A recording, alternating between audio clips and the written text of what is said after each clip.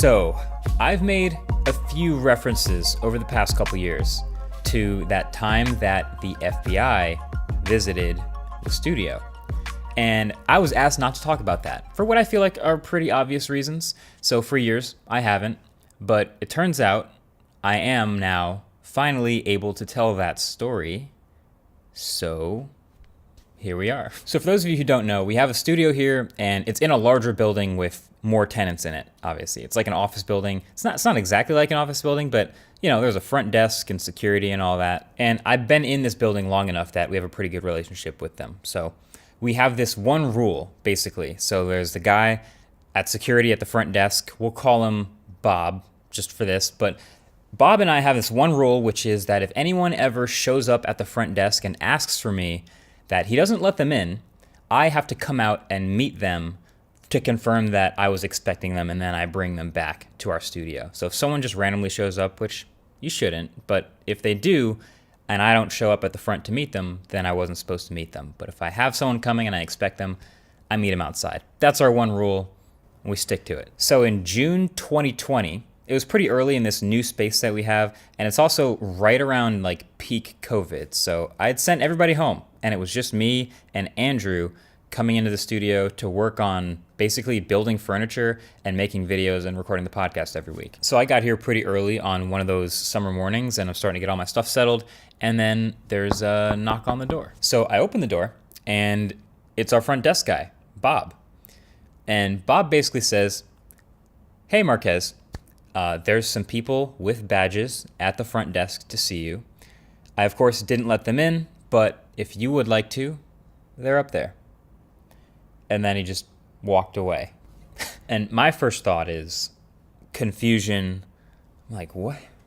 What did I do on the way here that someone with badges would show up asking for me? I'm a little concerned. I'm not sure what to think. So there was a solid minute where I just stood there in the doorway like, okay, do I go up there or do I just stay here in the studio without asking who the people with badges are?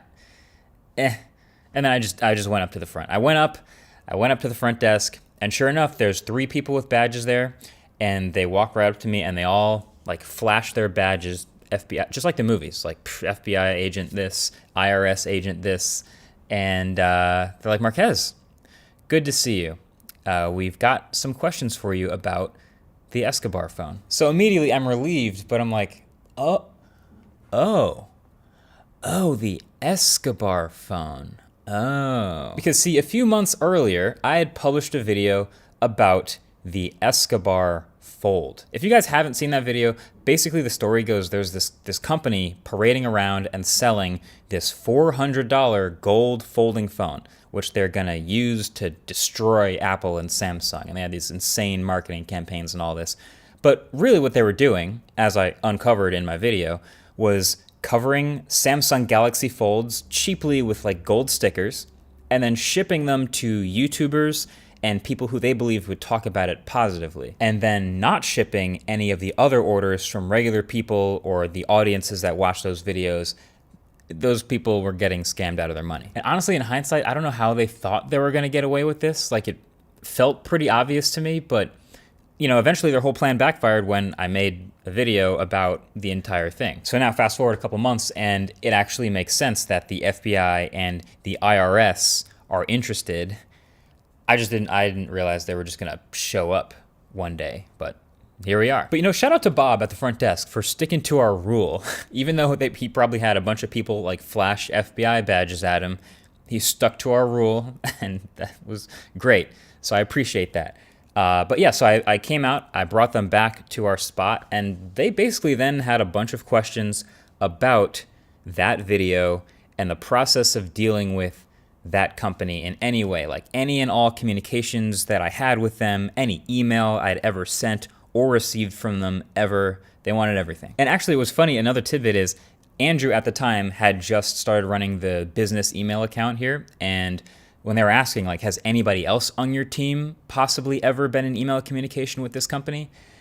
And I was like, I think Andrew might have. And Andrew just had arrived at the studio and walked up to the front door of our spot. And so I go, hey, come in. And, first thing he sees is like me in an empty studio with a bunch of people in suits, like waving him over. So he has a pretty funny alternate perspective on this story. So the FBI actually took the half-peeled Escobar fold and the scratched gold iPhone from my videos as evidence in the case. They literally asked for them and took them away. They put them in sealed plastic bags that said evidence on them, which is why I said at the end of the Smartphone Awards that year. Also, honorable mention to the Escobar Fold 2, which I also don't have on this desk because it is in the possession of the FBI. Someday I'll be able to tell that story. So as they're leaving, they've asked me all the questions. As the FBI and IRS people are leaving, they're like, hey, don't talk about this at all publicly, please.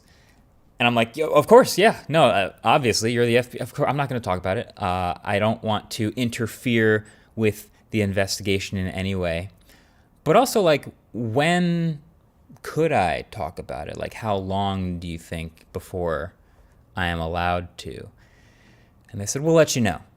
So I've been biting my tongue for years, not talking about it, hinting at it a little bit, but not anything too serious. But since then, a lot of the dominoes have started to fall. At first, when the scam was happening, PayPal stopped working with them, so they'd switched to this only non-refundable direct transfer thing with Klarna, and then they stopped working with them too, and then eventually the whole operation starts falling down. And the guy at the head of it, named Olaf Gustafsson, this guy finally ends up getting arrested and going to prison in Spain for fraud and money laundering and a bunch of other things, basically for everything that I talked about in those videos. So I've been holding on to this, not really knowing, like, okay, is it cool now that he's behind bars to talk about it? So we actually reached back out to those same FBI agents because they left their cards. And they're like, oh yeah, no, it's cool now to talk about it. You're totally fine. So there unfortunately is no footage of any of this incident. But there is these papers, which they provided as proof that they received property to be used as evidence in the case. So one Pablo Escobar Fold 2 mobile flip phone, aka Samsung, and one Pablo Escobar Gold 11 Pro mobile phone, aka iPhone 11 Pro. But hey, now you basically know the story. Yeah, pretty serious business out here making videos about phones sometimes, Apparently also, if this guy, Olaf, ever does get charged in the United States, then it's very likely my videos would show up somewhere in those court documents, which is crazy. And also the phones that they took may show up as evidence. But yeah, I do want to get back into a little more of the more investigative, deep dive type of videos. Obviously, the giant scams don't happen very often, thankfully, in the tech world, but still, they are fascinating stories when they do.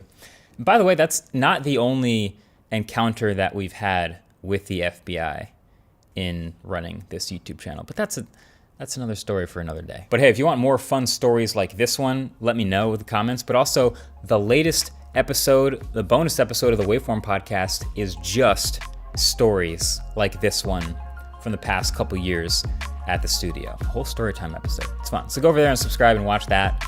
But yeah, that's basically it. Thanks for watching. Catch you guys in the next one. Peace. It's the story of how I became a villain. For at least 24 hours, I was hated. A couple weeks, I would say. Yeah. Oh, really? A couple weeks. Well, because the video had to come out. Hang on here for a second. I'm gonna go get him. I literally wait there with all my bags and stuff, and like this guy disappears into this booth, comes back out with another guy. He goes, "Hi, oh, good to meet you," and he's filming me now. Okay. Oh no. So now he's filming me. A couple weeks later, I log into YouTube, and everyone on Twitter's like, "Why is Marquez such a jerk?"